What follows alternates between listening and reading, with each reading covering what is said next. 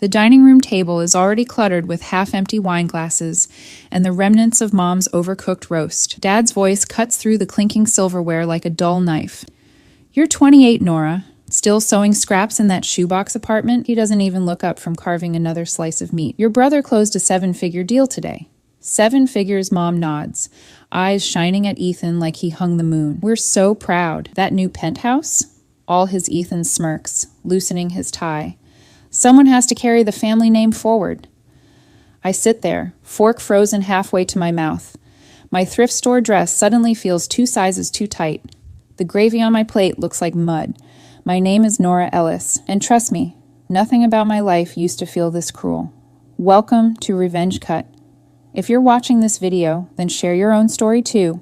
Write your name and a short paragraph about what happened to you in the comments. And don't forget to like and share this video. Your story might be featured in our next episode.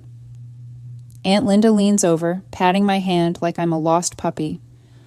"Honey, maybe it's time to get a real job." Retail's hiring. The words land soft but sting hard. I swallow. "I have a job." Dad snorts. "Selling handmade rags online isn't a job. It's a hobby for girls who never grew up." The table goes quiet for a beat, then Ethan raises his glass to realistic dreams. Everyone drinks. I don't. I excuse myself to the bathroom, lock the door, stare at the cracked mirror. My eyes are red but dry. I won't cry here. Not in front of them. I splash water on my face. The paper towel dispenser is empty, of course. Back in the dining room, the conversation has already moved on. Mom's showing Ethan baby pictures. His, not mine. I'm in the background of one, blurry, holding a crayon drawing no one noticed. I sit.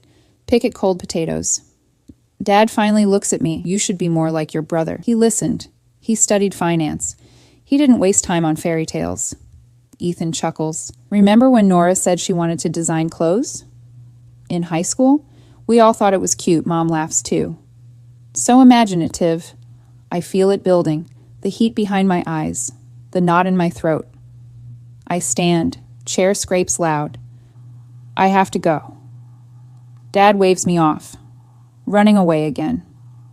Typical, I grab my coat, the one I upcycled from 3 old jackets, the one that took me 12 hours to finish. Ethan calls after me. "Drive safe, sis." "Don't want you totaling that rust bucket." The front door slams behind me. Outside, the porch light flickers. November air bites my cheeks. I stand there, keys digging into my palm. I don't cry. Not yet. I get in my car. A 2003 Civic with 180,000 miles and a cracked windshield. The engine coughs but starts. I drive. Streetlights blur. My phone buzzes. Mom texting, "Don't be dramatic. Come back inside." I don't reply. 20 minutes later, I'm home. My shoebox apartment above a laundromat in downtown Willow Creek. Population 4,200. Same town I grew up in. Same town that never let me leave. I unlock the door.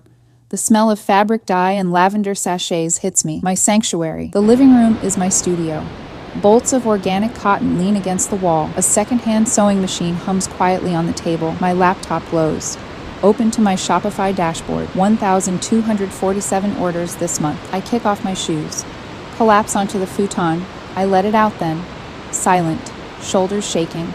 No sound. I cry for the little girl who used to sketch dresses on notebook paper during math class, the one who believed her parents would frame them one day. I cry for the teenager who won the state art award and came home to find the certificate in the trash because it wasn't a real scholarship. I cry for the woman who still flinches when her dad says, "realistic." But I stop. I wipe my face, open my laptop. I scroll through customer reviews. This dress made me feel seen for the first time. Finally, clothes that don't hurt the planet or my wallet. Nora, you're a genius. Nora, not Nora Ellis, just Nora, my brand, Everloom. I started it 3 years ago, after Dad laughed at my business plan, after Mom said, "Sweetie, leave fashion to the professionals." I used my entire savings, $4,300, bought a used industrial sewing machine, learned pattern making on YouTube, sourced dead stock fabric from closed factories. First month, 3 sales. Second month, 12. Now, we're projected to hit 8 figures next quarter. But no one knows. Not Mom, not Dad, not Ethan, They think I'm still playing dress up. I close the laptop. I walk to the tiny kitchenette, pour a glass of cheap red wine, the kind that comes in a box. I raise it to the empty room. To unrealistic dreams. I drink. Then I open my sketchbook. New collection, spring line, sustainable silk from repurposed saris, zero waste. I draw until 3 a.m. The next morning, I wake to an email. Subject, collaboration inquiry, Lux Thread. I blink, rub sleep from my eyes. Lux Thread, Ethan's baby, the ethical luxury brand he launched last year, the one that got a Vogue spread, the one Dad brags about at the country club. The email is from their creative director. Dear Everloom team, we've been following your growth with great interest. Your commitment to sustainability aligns with our new direction. We'd love to explore a capsule collection. Are you available for a call next week? Best, Marcus Hale, creative director, Lux Thread. I read it 3 times. They want me. They don't know it's me. I laugh, out loud, a sharp, broken sound. I forward it to my assistant Jade, my only full-time employee. She works remotely from Portland. Her reply comes in seconds. Holy shit. Do we tell them or do we play? I stare at the screen. I think about Thanksgiving, about the gravy, about realistic. I type back, we play. The weeks blur. I fly to New York for meetings, under the company name. No one sees my face, just Jade and our designs. Marcus loves everything. Visionary, he keeps saying. Groundbreaking. They offer a 6-figure licensing deal, plus equity. I sign as N. Ellis, founder. No one blinks. Back home, life continues. Mom calls. Ethan's being featured in Forbes. Did you see? I'm on my couch, surrounded by fabric swatches. No. Busy. She sighs. You sound tired. Are you eating? I look at the takeout container of pad thai. Yep. Dad gets on the line. Your brother's speaking at the gala next month. Black tie. You should come. Might inspire you. I smile into the phone. I'll think about it. The gala. Lux Thread's annual sustainability summit, held at the Glass House in Manhattan. Celebrities, investors, press. Ethan's the keynote. I RSVP as Everloom's representative. They send a +1. I don't bring anyone. The night arrives. I stand in front of my mirror. The dress I made, floor length, emerald green, hand-dyed with avocado pits, zero waist pattern, fits like it was poured onto me. I look expensive. My phone buzzes. Jade, you ready? Cameras are live. I reply, born ready. I slip on heels, grab the clutch with my speech. The car service waits downstairs. As we pull away from the laundromat, Mrs. Chen from the dry cleaners waves. You look like a movie star, Nora. I wave back. The city lights stretch ahead. I practice my smile in the window's reflection. Not too eager, not too cold, just right.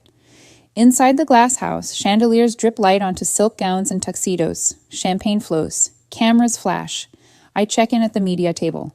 Everloom? The girl asks. That's me. She hands me a badge. And Juana, I pin it on. I spot Ethan across the room, schmoozing with a senator, laughing too loud. Mom and Dad are there too. Dad in a rented tux, Mom clutching a tiny purse like it's a life raft. They don't see me. I circulate, chat with editors, pose for photos. My dress gets compliments every 30 seconds. A reporter from Vogue pulls me aside. Everloom's the buzz of the night. How does it feel to be the underdog? I smile. Feels like winning. Marcus finds me. N exclamation mark. There you are. Come. Ethan wants to meet the genius behind the collab. My pulse spikes. He leads me through the crowd. Ethan turns, sees me, frowns. Nora. I extend a hand. Mr. Thread, pleasure. He shakes it slowly. What are you? Marcus beams. Ethan, meet N. Ellis, the founder of Everloom. Our new partner, Ethan's face cycles through confusion, shock, then something darker. Mom appears at his elbow. Nora, honey, what are you wearing? Is this a costume? Dad joins. Did you sneak in? This is invitation only. I pull out my badge. Hold it up. They read. Silence. The crowd around us hushes. Phones lift. I speak clearly, calmly. Mom, Dad, Ethan, allow me to introduce myself properly. I turn to the room. For those who don't know, Everloom is my company. We started in my 400 square foot apartment with secondhand machines and recycled fabric. Last year, we generated $12 million in revenue.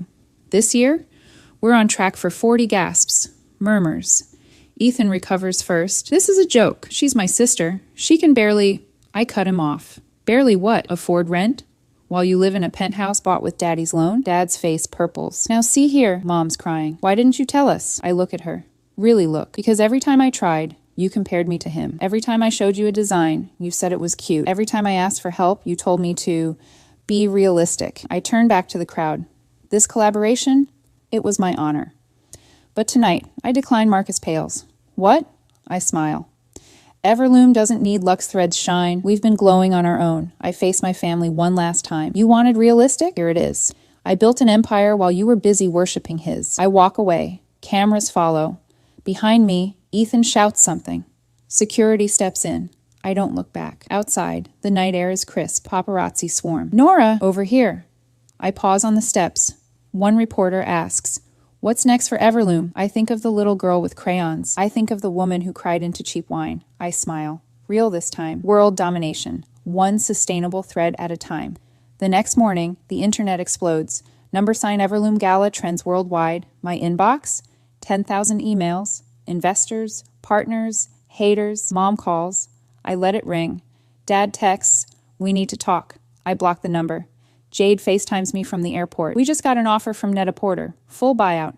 9 figures. I laugh until I cry. 6 months later, Everloom's new headquarters. A converted warehouse in Brooklyn. Solar panels, living walls, 200 employees. I walk the floor in jeans and a tank top I designed. A new intern approaches. Nervous. "Miss Ellis? Your family's here." They say it's urgent. I look up. Mom, Dad, Ethan. They look small. Mom's holding a scrapbook. My old designs. The ones she threw away. She must have dug them out of the trash. Dad's clutching his hat. Ethan won't meet my eyes. I gesture to the conference room. We sit. Silence. Mom speaks first, voice trembling. "We were wrong." Dad nods. "We're proud." Ethan mutters, "I'm sorry." I lean back. Look around. This is what happens when you stop listening to people who don't believe in you. I stand. "Now, if you'll excuse me, I have a runway show in Paris." I walk out. They don't follow. Years later, I'm on the cover of Time, the queen of conscious couture. My parents watch from their same small house, same dining table. Ethan's brand, folded. Too many scandals, too much fast fashion pretending to be ethical. I don't gloat. I just keep building. Because revenge isn't destruction. It's creation. It's proving them wrong. Quietly, consistently, beautifully. And every time a girl buys an Everloom dress and feels seen, that's my real win. The memory hits me at 2 a.m. in the warehouse office. I'm approving final samples for Paris. The room smells like fresh dye and coffee, but I'm 10 again. Mom's kitchen. Yellow wallpaper peeling at the corners. I'm holding up a dress I made from her old curtains. "Look, Mommy, it's for my doll." She barely glances. "That's nice, sweetie. Go play." Ethan needs help with his math homework. He's going to be somebody important. I stand there. Doll dress drooping in my hand. Ethan barrels in, 9 years old, already taller. "Mom, can I have $20 for the science kit?" Mom lights up. "Of course, baby." "Whatever you need." I tug her sleeve. "But I need fabric." She brushes me off. "Nora, money doesn't grow on trees." Ethan's investing in his future. I learned the hierarchy early. Ethan, future. Me, phase, high school, senior year. I win the National Young Designer Award, $10,000 scholarship, front page of the local paper. I run home, burst through the door. "Mom, Dad, look." Dad's in his recliner, beer in hand, TV blaring football. He glances at the paper. "Huh, that's nice." Mom's on the phone. "Yes, Mrs. Carter. Ethan got early acceptance to Wharton." "We're over the moon." I wait. She hangs up. I hold up the check. Mom smiles. Thin. "That's cute, honey. But design school? You need a real degree, like your brother Dad grunts. Waste of money. Should have studied business." The check goes into my drawer, untouched. I pay for community college myself, night classes, sewing by day, college graduation. I'm 22. Associates in fashion design. 4.0 GPA. I land an internship in New York. Unpaid. But it's Vogue. I call home. "Mom, I got in. I leave next week." Silence. Then, "Nora, be realistic." "New York? Alone? You'll get eaten alive." "Ethan just got promoted. VP at 24. I grip the phone. "This is my dream." Dad takes the receiver. "Dreams don't pay rent." Come home. Work at the bank. Like a normal person, I go anyway. 6 months in the city, sleeping on couches, eating ramen, learning. I come home for Christmas. The house smells like pine and judgment. Ethan's home too. New Rolex, new girlfriend, new stories about closing deals. Dinner. Dad raises his glass. To Ethan, youngest VP in company history. Cheers. I smile, force it. Mom turns to me. "So, how's the internship?" I light up. "Amazing. I'm assisting on a shoot next week." Ethan interrupts. Assisting, like fetching coffee. Laughter. I shrink. Dad. See? Told you. Should have listened. I excuse myself. Bathroom again. Lock the door. I text my boss. Can I pick up extra shifts? She replies, always. You're a machine. I wipe my eyes. Go back out. Smile harder. Age 25. I'm back in Willow Creek. Internship ended. Savings gone. New York chewed me up. I get a job at the mall. Retail. Folding sweaters. Mom's thrilled. See? Stable. I smile. Die inside. Nights, I sew. I launch Everloom on Etsy. One listing. A tote bag from upcycled denim. It sells in 3 hours. Then another. Then 10. I quit them all. Parents don't notice. The betrayal that broke me. Ethan's launch party for Lux Thread. He invites me. Family support, he says. I go. The venue's stunning. Rooftop in Manhattan. String lights. Influencers. I'm in a dress I made. Simple, black, elegant. Ethan spots me. Frowns. You look different. I smile. Thanks? He pulls me aside. Listen, don't tell anyone you're my sister. Some people think family connections got me here. I want to earn it. I blink. Okay. The night goes on. I network. Quietly. Hand out cards. Everloom. Sustainable essentials. A buyer from Saks stops me. This is gorgeous. Can we talk? I nod, excited. Ethan sees. Later, he corners me. What was that? I show him the card. My brand. He laughs. You're embarrassing yourself. And me. He takes the cards, tears them up, right there. Stop. Just stop. I stare at the pieces on the floor. Something snaps. I leave. No scene, no tears, just gone. Back in my apartment. I don't sleep. I open my laptop. I register a trademark. File an LLC. Open a business bank account. I empty my savings. Again, I hire Jade, a freelancer I met online. She believes in the vision. We build. Silently. No more sharing. No more asking. Just doing. The gala email arrives. I'm 28. I've grossed $2 million in sales. All bootstrapped. I read Marcus's message again. I forward it to Jade. We strategize. We decide.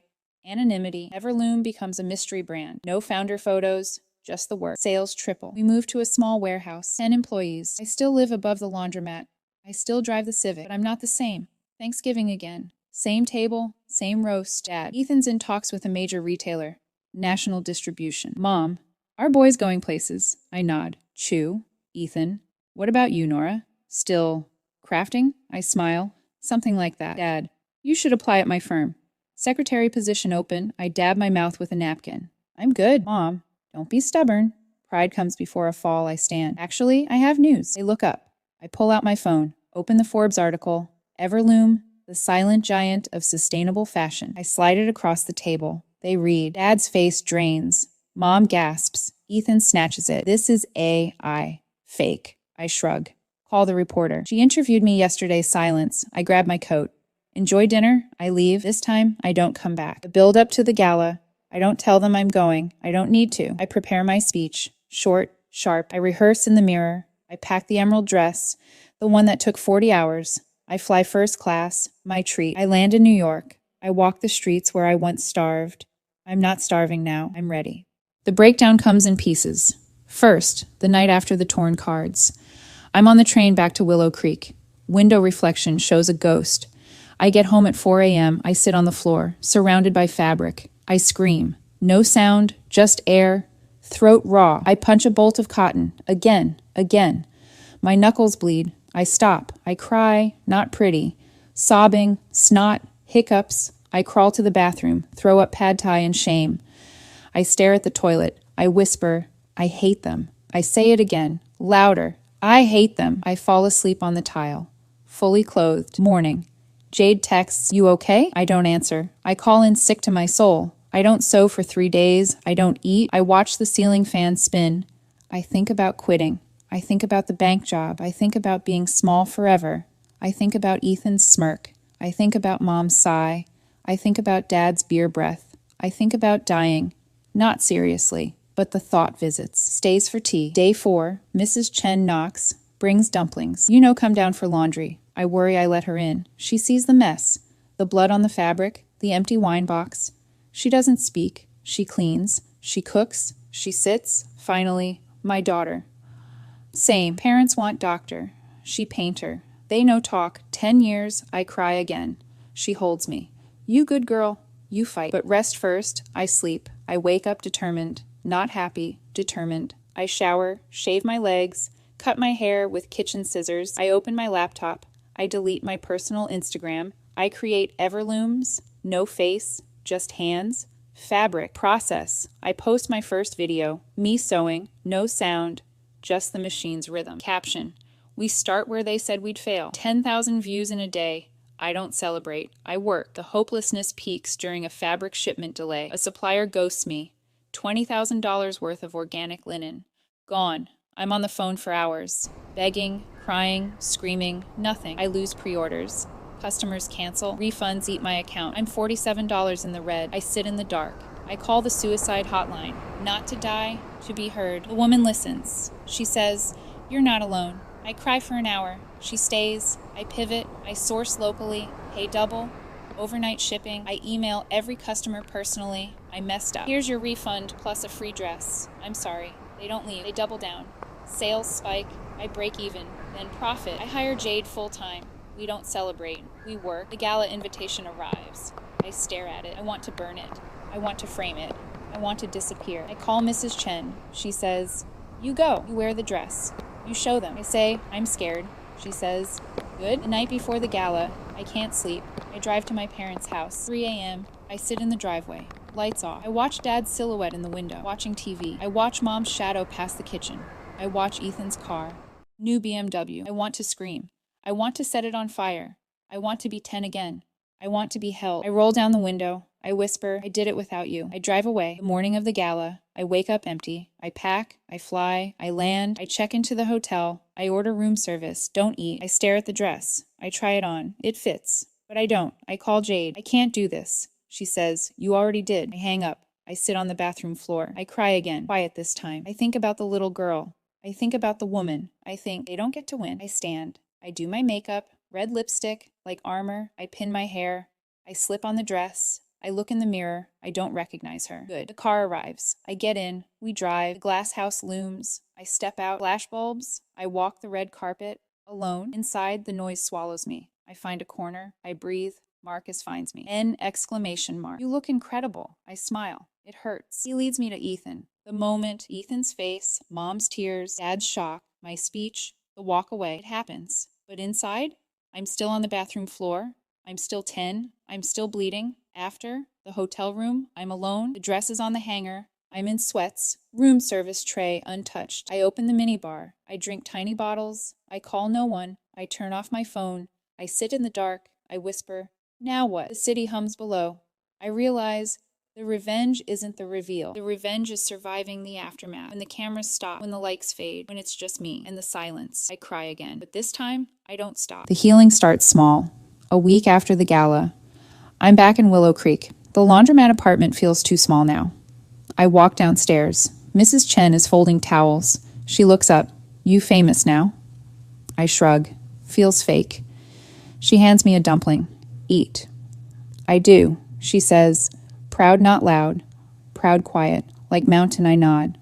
I go upstairs. I open my laptop. 10,000 emails. I hire an assistant, then another. I move out. New place. Loft in the city. Big windows. Plants. I adopt a cat. Name her Thread. She sleeps on fabric swatches. The empire grows. Paris Fashion Week. I walk the runway. My models, all sizes, all backgrounds. The crowd stands. I don't cry. I bow. Backstage, a girl approaches. 16, shy. I ran away. Parents said fashion's stupid. I have nowhere I look at her. I see me. I say, "Intern with us. Paid.